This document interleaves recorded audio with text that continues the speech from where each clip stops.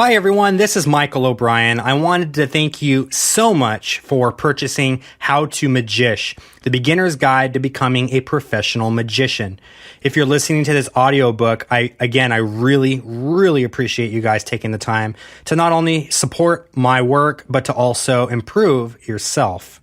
In this book, I'm going to be spreading over 3 chapters, talking about ways to improve your magic, how to market yourself, and how to start making money performing paid gigs.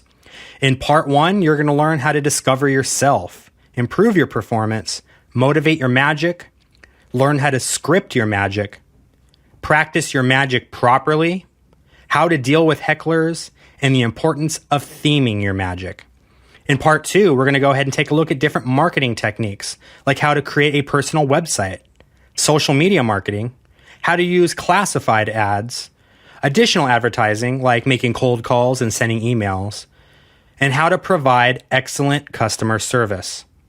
In part 3, we're going to go ahead and take a look at ways you can start making money performing magic, like the difference between private and public events and how to book them, specifics on restaurant magic, specifics on street magic, how much to charge, how to work for exposure, and how to even create and sell your own magic to other magicians. Once again, I'd like to thank you so much for purchasing this book. Now let's go ahead and get started. Forward. If money was not a problem, would you keep doing what you do for a living? I have been very fortunate to be able to provide for my family and pay all of my bills doing something I truly love, performing magic. Magic is a major part of my life now. I can live comfortably with magic as my sole source of income. My name is Michael O'Brien, and I'm a professional magician and magic creator in Orange County, California. Over the years, I've discovered several methods or techniques that have helped me to turn my hobby into a way to generate income for my family. In this book, I'm going to offer some advice on how to improve your magic, market yourself as a professional, and go out into the world to book paid gigs. Becoming a professional magician is not difficult. Think of yourself as a business owner and get your head into the mindset of a businessman who is selling a product. My goal is to improve the quality of your magic and help you to market and sell it. Whether you become a full-time magician or just need some extra spending money, this is definitely the book for you. Before we start earning money with our magic, we need to make sure that we have a product worth selling. In this section, we are going to take a look at some ways we can improve our magic. We want to offer a top quality performance that will be worth our clients' time and money. Discover yourself. Let's start from the very beginning. Assume that we are working on a new effect or routine. Before we even start worrying about technique, we need to discover who we are first. What do I mean by discover yourself? Think about this. What makes some of your favorite magicians so memorable? What things do you admire about them? What do you notice about their styles? Each magician has their own unique personality that resonates within us. Are they charming, bizarre, elegant, rough around the edges, bumbling, funny, serious, etc.? Discover what it is about yourself that makes you, you. What do you love? What are your passions? What are your fears? Think about the character you will be when you perform. That character will be an extension of who you are. For example, I bring along several elements of who I am to my act. My character is very fun, likable, and passionate. If you don't know anything about me, but you watch my act, you will discover right away that I love my wife and daughter, have a passion for my childhood, and have a very easygoing and fun personality. These things will stand out to your audience, and they will be more than likely to remember how they felt during your act rather than the tricks you performed. The worst thing you can do is try to copy or mimic someone you look up to. Improve your performance. When putting your act together, ask yourself, does my routine make sense, or is it simply a string of tricks put together in a random order? Is the effect easy to follow along with, or do I need to constantly explain what I am doing? If the audience is unable to follow along with the routine, they will more than likely lose interest. The two key elements to focus on when creating your routine are structuring the routine, or what your hands will be doing, prop management, etc., and writing your script, the things that you will say during your performance. Use the 3-act structure. Most movies or plays follow this simple 3-act formula, and believe it or not, it can be used in conjunction with any type of performance piece, including magic. The structure consists of 3 parts: introduction, conflict, and resolution or conclusion. The introduction serves to introduce the plot or central point of the routine. It establishes what you will be doing. The conflict simply gives the magician a reason or motivation to perform the effect. The resolution is the point in which they are able to overcome the conflict and therefore achieve the desired effect or outcome. For example, the magician is at a bar, but his wallet is empty. Introduction. The audience understands that the wallet, and more than likely the idea of using money, will be the central plot. He then explains that he can use magic to make money appear out of thin air. Conflict. The magician needs to find a way to produce money so he can pay for his drink. The magician then snaps his fingers and opens his wallet again to show 5 $100 bills. Resolution. The magician finds a way to produce money and does so. Critique and review your own performances. Once you have an established script and routine, it is good to practice the effect in the real world. Ask a friend to record you performing the effect for people. Later, go back and watch the performance and give yourself some constructive criticism. Are you making eye contact? Are you mumbling? Etc. Then go back and make adjustments as necessary to your routine. The best way to review your own performance is to watch it 3 times, each time looking for something different. Play smarter, not harder. Sometimes we get wrapped up in the fact that we learned an awesome move that took years to perfect and feel almost obligated to put that move in any and every routine we can. Though complicated sleights work well in some situations, oftentimes the easiest and most direct method works best. Rather than learning a hard move and trying to squeeze it into your effect, try learning a move that works best in that specific scenario. Usually the easier the move is to perform, the less risk you run of messing up and the more natural it will look to your audience. Always seek to expand your knowledge. It is important that you continue to learn as much about magic as possible. Aside from learning new tricks and routines, it is important to focus on all aspects of the performance, including magic theory, showmanship, routining, networking, public speaking skills, and much more. Only about 10% of the magician's performance is the trick itself. Try taking some acting classes or presentation lessons.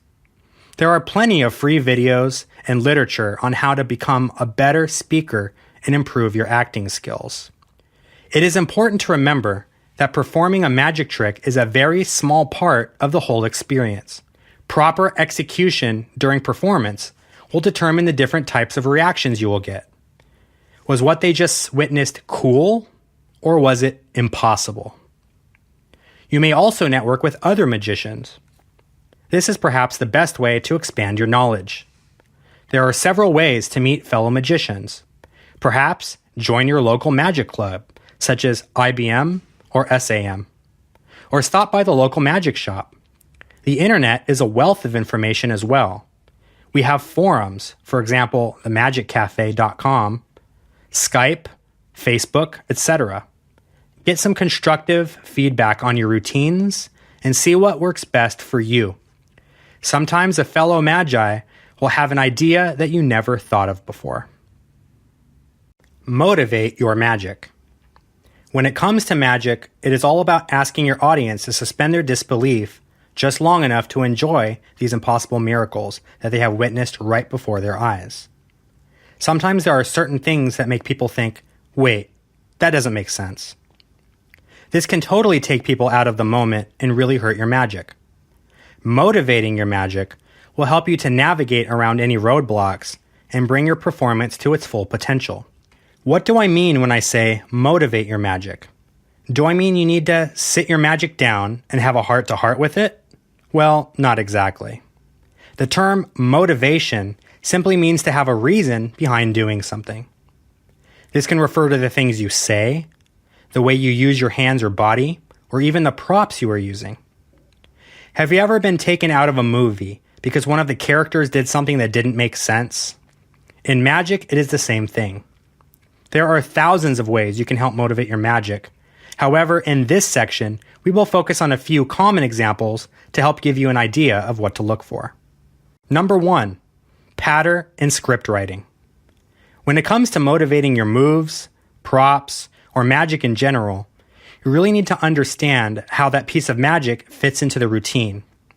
Writing a script or formulating an outline detailing the storyline will help you to motivate things that may otherwise seem unnatural.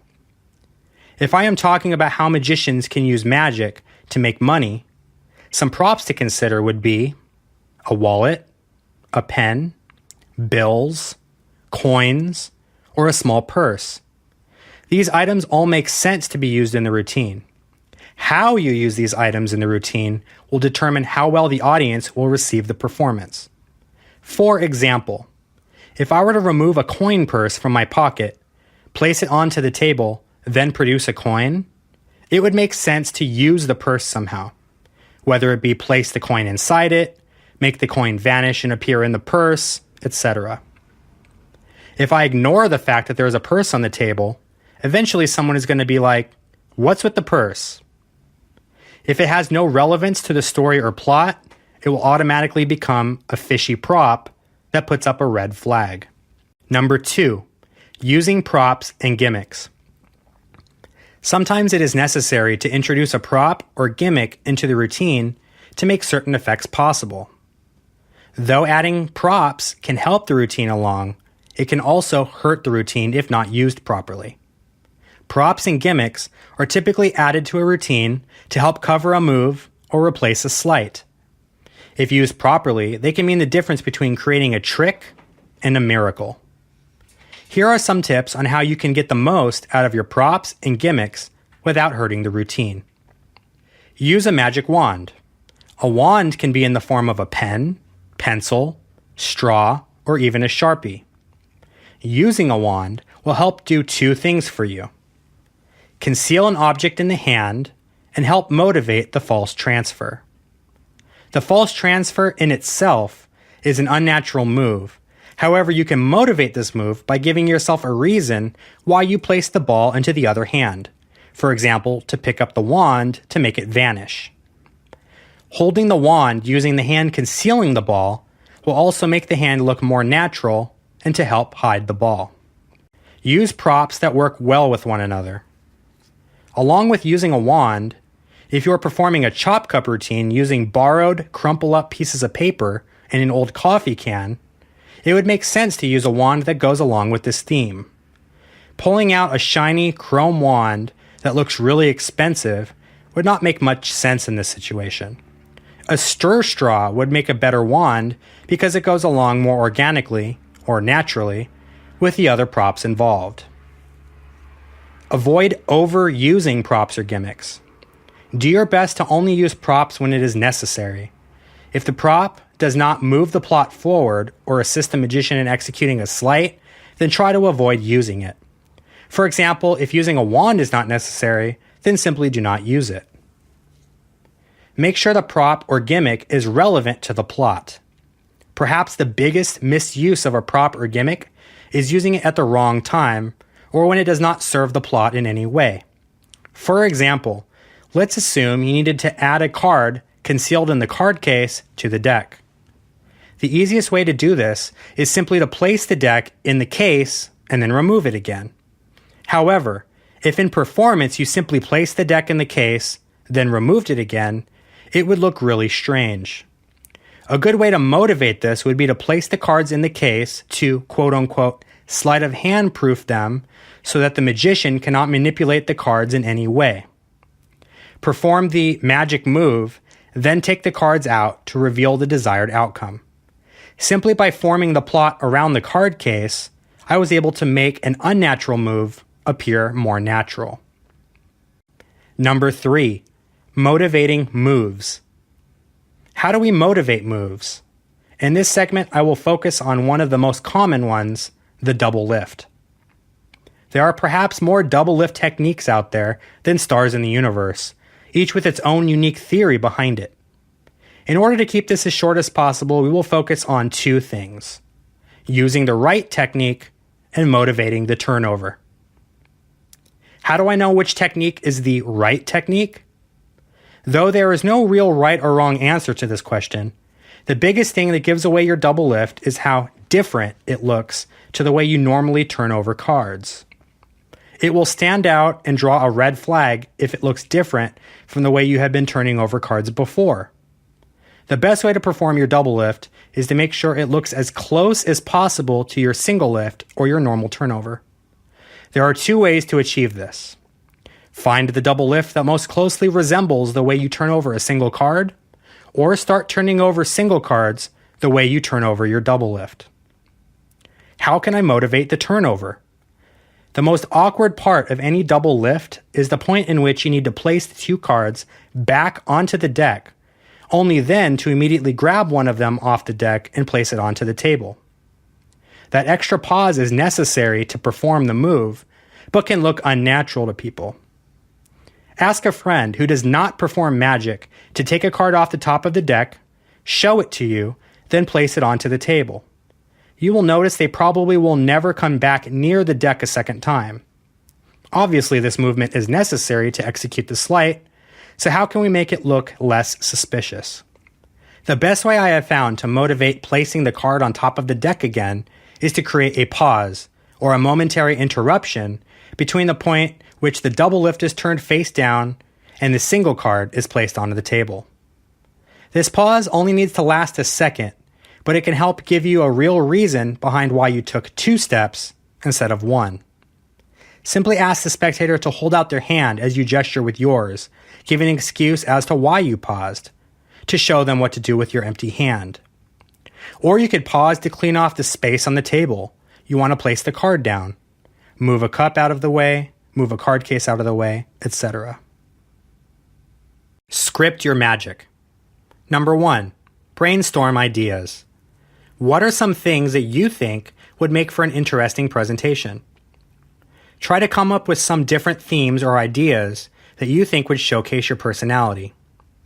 Try to stick to things you know. Things that you are most comfortable with will be the most natural during your performance. Number 2, create a rough script. Once you have a few presentation ideas brainstormed, try pairing them with the particular effect you are working on. See what works and what doesn't. Make sure that the script flows well with the effect in question and makes sense. Number 3, rehearse and adjust. Once you have a rough script down, rehearse and perform the effect until you become comfortable with it. The more you rehearse, the more natural and less scripted it will sound. Perform the effect for others, and over time you will make adjustments to your patter. Listen to what your audience has to say. You may discover that they can provide some very valuable insight and ideas that you may not have thought of before. Practice your magic properly. Are you not sure if you are practicing correctly? We want to make sure our magic is top-notch before we jump out into the world and begin to amaze people. The best way to do that is to practice. But what is the best way to practice? Number 1, perfect your technique. Every magic effect is made up of smaller components called moves or sleights. Before you can begin showing off your skills, you need to develop them. Take apart each individual sleight and practice it over and over again until the move can be formed smoothly, consistently, and correctly. I suggest taking a look at the Perfect Practice System DVD by Richard Rebuffo. He does a great job teaching a method that will allow you to easily break down those hard-to-execute moves and help you to learn them properly. Anytime you practice moves, you should do so in front of a mirror so that you can see the move from the spectator's point of view. This will help you to make sure it looks right from the audience's perspective. Number 2, rehearse your full performance. After you have broken apart and perfected each component of the routine, it is time to put them all together and perform a full run-through. Pretend you are performing for an audience and run the whole effect from start to finish, including your patter and script as well. Record with your camera and watch it back so you can catch any mistakes in your technique or your performance. Number 3, perform for a live audience. Once you can perform the entire effect from start to finish without making any mistakes, you will want to start performing it for actual people. Find a fellow magician, family member, or a friend who can give you some honest and constructive feedback.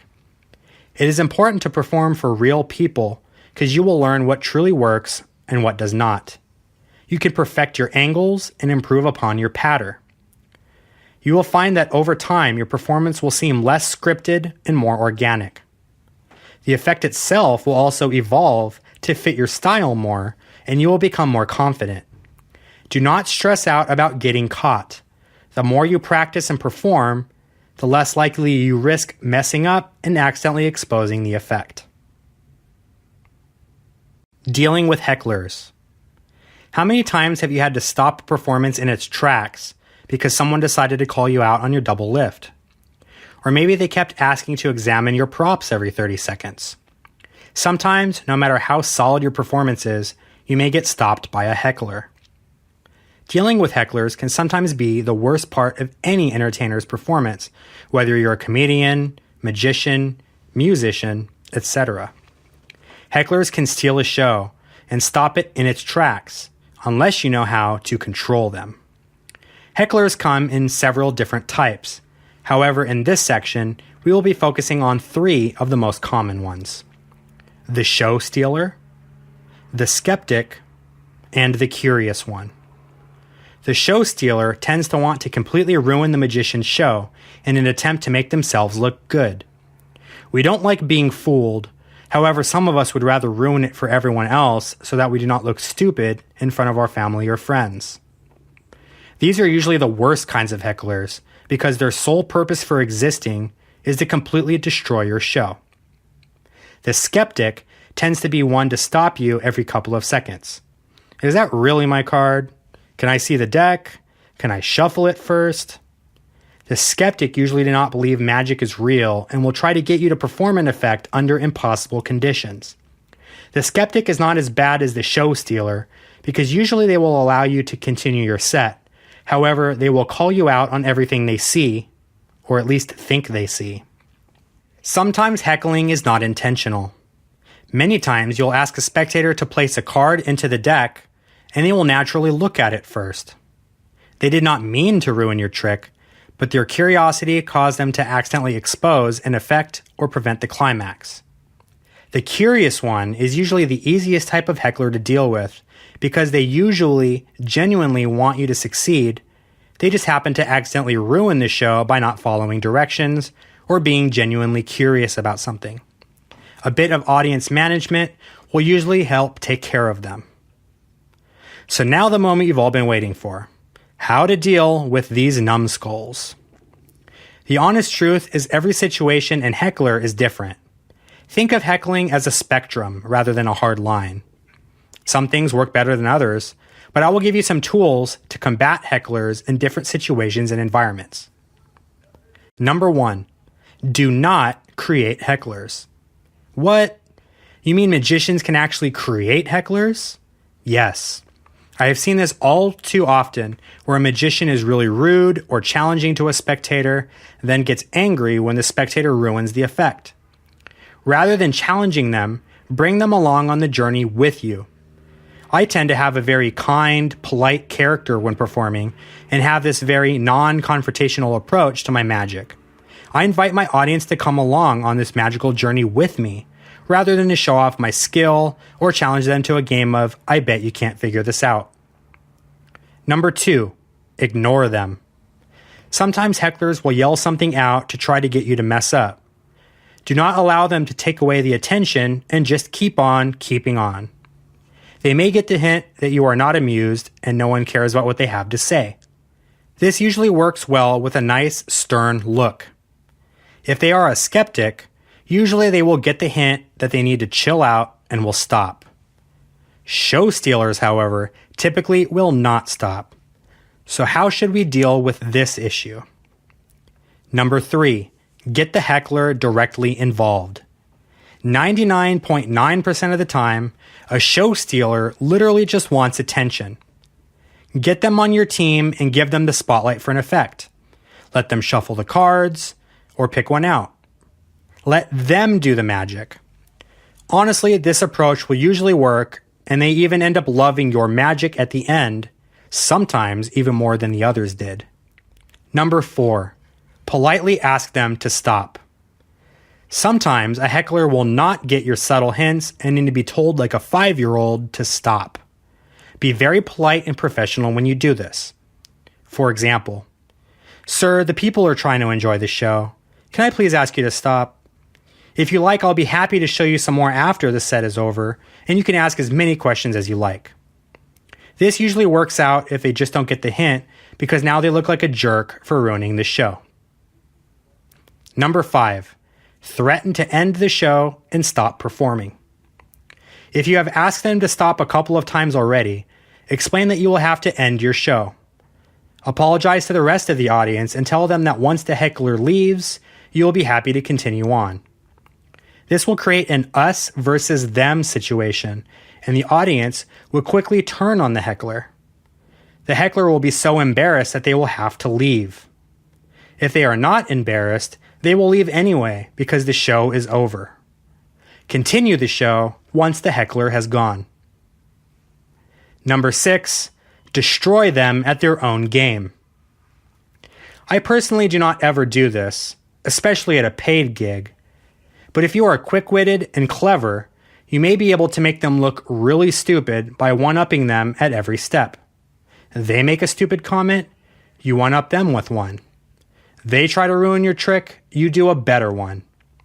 2 great resources for dealing with this that come to mind are Read Between the Lines by Gazzo and Heckler by Brian Tudor. Gazzo has some really clever one-liners that you can use in almost any situation. Brian Tudor has created an awesome card effect specifically designed to make people look and feel stupid for heckling you. There are tons of more ways to deal with all sorts of hecklers.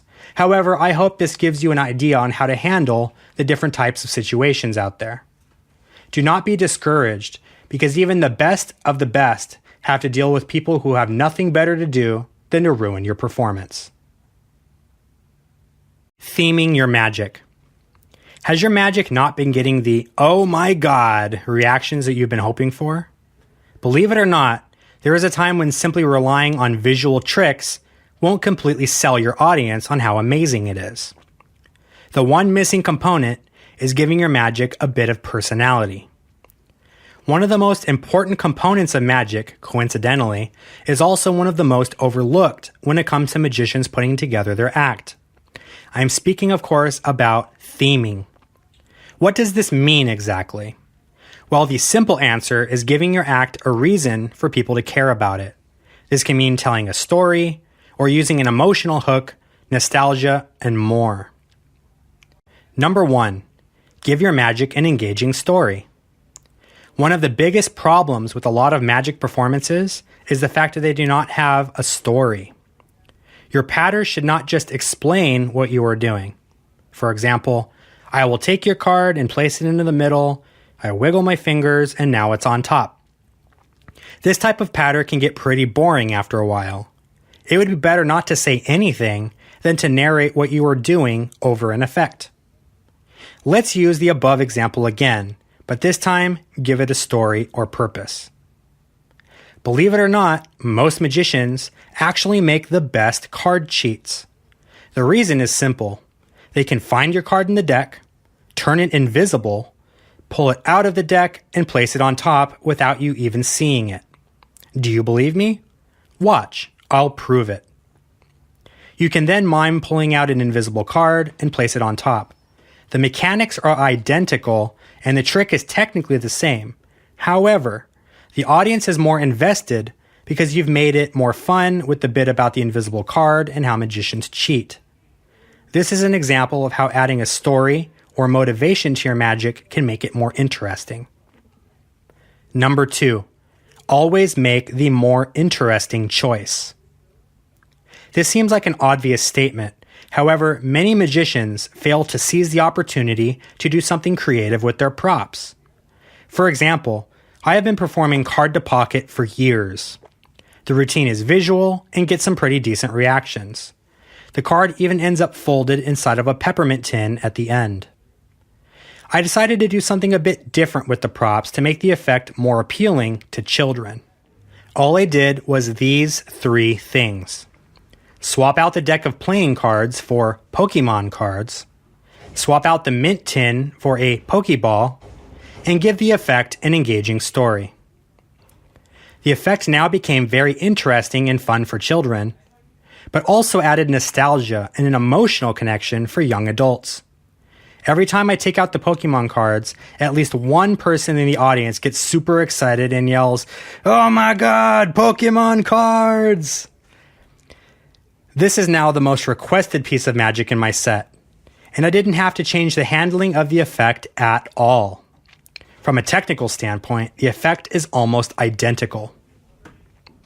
Number 3, theme the magic to match your brand or look. I often see magicians performing magic out of the box.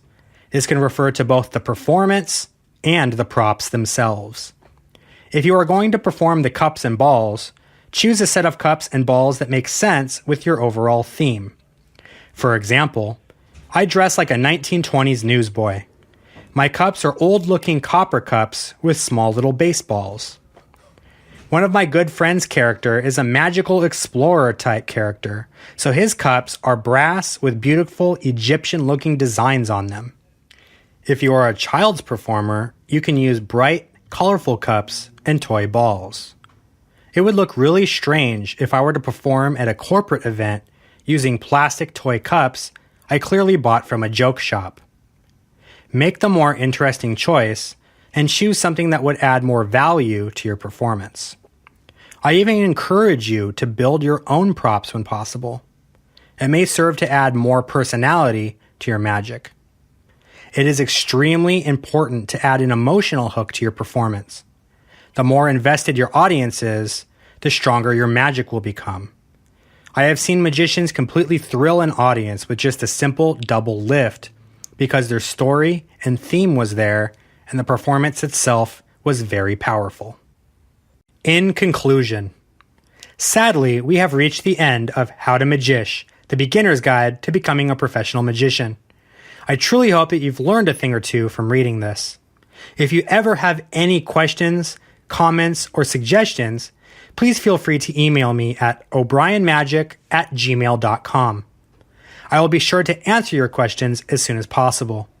If you enjoyed How to Magish and would like to check out more official products, please visit www.o'brienmagic.com/magic-shop and take a look. Again, thank you so much for reading. I will catch you all later with some more awesome advice on how to magish. Thank you, everyone.